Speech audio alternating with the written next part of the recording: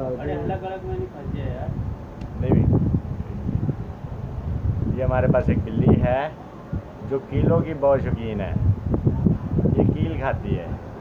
आप इसको वीडियो में देख सकते हैं कि जब तक 1 किलो कील रोज़ाना नहीं खाती तब तक इसको सुकून नहीं आता।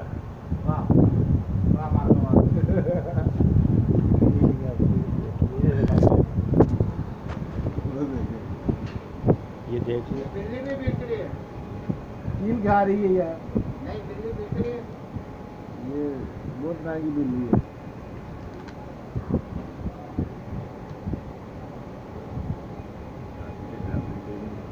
वो तो चौकड़ी थले चोट लगी। ये कीले हैं, ये कीले बन गई वीडियो ना। हाँ, ये हमारी यूनिक बिल्ली है जनाब।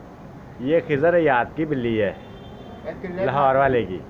सारी दुनिया लाहौर में जाके पकड़े इसको।